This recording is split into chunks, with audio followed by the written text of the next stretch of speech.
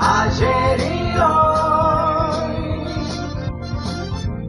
aprendiendo del pasado, de Menzies, ayer y hoy. Si estudiamos la composición absoluta del padrón electoral, nos vamos a dar cuenta que en 1983 casi la mitad del padrón no había nacido. Es decir, que gran parte de la sociedad argentina de hoy era o muy pequeña o no había nacido cuando se regresó a la democracia y por primera vez en la historia política el peronismo había perdido una elección. Aquella elección que había ganado Raúl Ricardo Alfonsín Fúlquez era un comicio muy extraño porque habían denunciado los radicales el pacto sindical militar, cuando en realidad el único pacto con los militares lo tenía el propio Alfonsín, que había arreglado con Arguindegui, con quien había sido compañero de estudio en el liceo. Pero más allá de esta realidad, habían logrado imponer y habían instalado en la sociedad de ese tiempo que el peronismo tenía un pacto con la dictadura. Cosa no solamente que nunca fue cierta, sino que al revés. Los que fueron históricamente golpistas en todos los golpes de Estado estuvieron y participaron fueron los radicales, incluyendo la más desastrosa de las dictaduras donde habían puesto más de 100 intendentes en todo el país. Pero ellos se la ingeniaron, la agencia de publicidad que hizo el trabajo se la ingenió y instaló entonces que había un pacto que era espurio a espaldas del pueblo. Pero además, los representantes del peronismo de ese momento tenían en Ítalo Argentino Luder, que había sido protagonista como diputado en otros tiempos del peronismo, el candidato a presidente. Y Luder, en 1946, junto con Ángel Federico Robledo, por ejemplo, que después fue el que denunció el cheque de Isabel, habían sido electores de la Unión Democrática de Tamborín y Mosca. Y luego pegaron el salto. Luder hizo toda su campaña vestido con traje y corbata, y Alfonsín la hizo en manga de camisa. Es decir, se habían invertido los roles.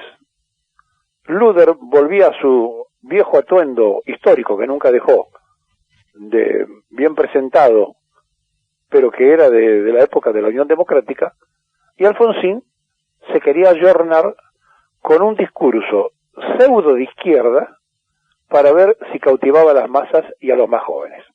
Y esto pasó. Y finalmente, un día como hoy, asumía Alfonsín la presidencia de la Nación. Y era un día muy emotivo, porque se salía de la noche oscura. Claro que durante el tiempo del repaso, y más allá de lo que se revaloriza el hecho de haber juzgado a aquellos que habían cometido los excesos, lo que ocurrió fue que se le entregó la cultura al llamado progresismo de ese momento, que se llevó puesto todo, es decir, hasta las propias formaciones de los radicales, para insistir en que ese era un gobierno total y absolutamente revolucionario, cosa que absolutamente de esto no tuvo nada, pero los jóvenes votaron masivamente la fórmula de Alfonsín Martínez. Y entonces, un día como hoy, asumía Alfonsín.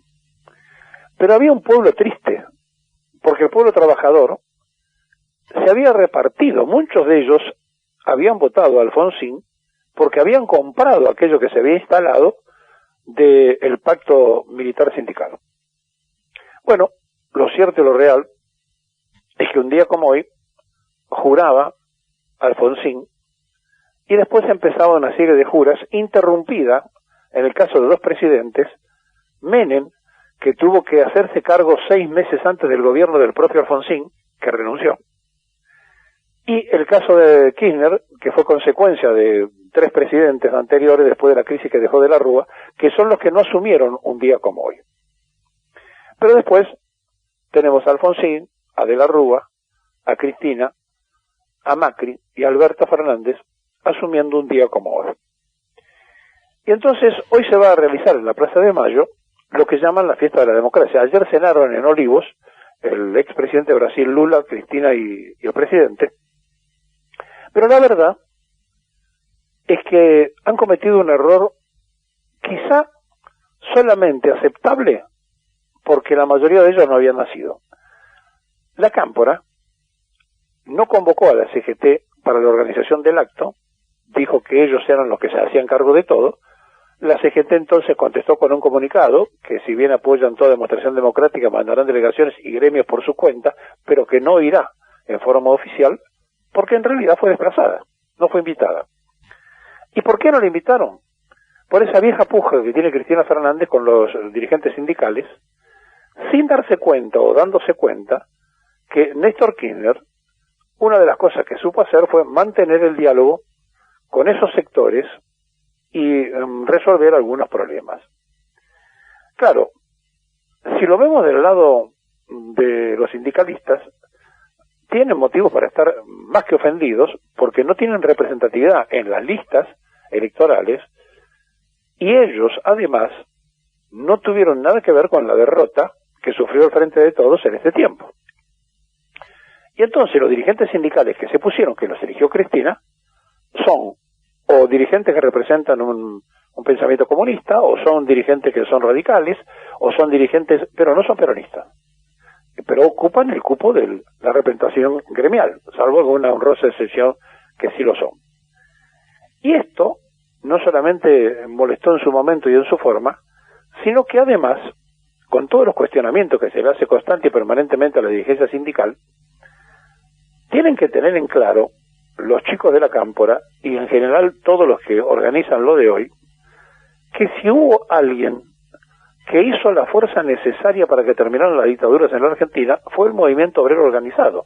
Todavía nos duelen los hablazos de la represión de Ubaldini, cuando hizo la represión que sufrió la gente cuando Ubaldini convocó a la Plaza de Mayo y se animaron los dirigentes sindicales a hacerlo. A lo mejor podemos coincidir con algunos que reclaman, dice, pero no le hicieron un solo paro a Macri y no se pusieron firme con Macri. Puede ser, sí, puede ser. Y tendrán seguramente un montón de cosas para achacársele. Pero ¿saben algo? Perón los había elegido. Entonces, con todos sus defectos y con todos sus representantes cuestionados o no, son lo que Perón eligió para hacer su proyecto político y de gobierno. Ahora, si no le gusta la conducción actual del movimiento obrero, lo que tienen que hacer es buscar trabajadores que piensen como ellos, armar una lista, presentarse y ganar una elección. Pero si no, todo lo que están haciendo es cometer un grave error, porque no es una cuestión de amontonamientos, sino de unidad. Y la unidad se logra cuando hay un criterio de saber de qué se trata y a dónde se va. No sea cosa que el movimiento obrero después, cuando se arregle con el Fondo Monetario, tenga que salir a la calle en defensa de los trabajadores a parar el país. ¿Y qué van a decir entonces? ¿Que está en contra del gobierno que ellos mismos votaron? Me parece que es un error grave que ha cometido hoy la organización de este acto, cada cual hace lo que le parece.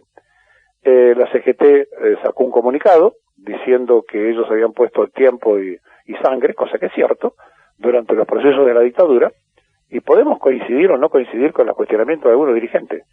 Ahora, no invitarlos a la marcha de la democracia al movimiento obrero, que son los que hicieron que exista la democracia, es como pretender ignorar la existencia misma de la lucha en la Argentina.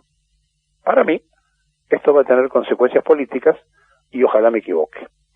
Lo cierto es que estamos frente a un tiempo y a un momento donde cada uno cree que representa la democracia. Cada uno se considera el dueño de la democracia. Y reitero lo que dije al principio. La mitad de los muchachos y chicas que hoy integran el padrón no habían nacido cuando Alfonsín juraba como presidente. Por supuesto, no habían nacido en la noche más cruda de la dictadura. Y por supuesto, con la prensa canalla y la falta de predicación y predicamento de los mismos dirigentes gremiales que ponderamos y que criticamos ahora por no haber hecho el trabajamiento generacional y no haber explicado lo que Perón les enseñó a ellos. Hoy muchos de ellos no saben lo que costó para los trabajadores buscar y lograr la democracia. Si los errores no se enmiendan y se tropieza de vuelta con la misma piedra, nos vamos a encontrar con situaciones complejas. Me parece que a esta altura, cuando se quiere hablar de la unidad latinoamericana, lo primero que hay que hacer en este 10 de diciembre es pensar si en serio estamos generando la unidad nacional. Por aquello que decía Perón, unidad de concepción para la unidad de acción. Ahora, si el frente de todos es el frente de algunos y llaman a algunos, las consecuencias están a la vista. Los votos después no aparecen.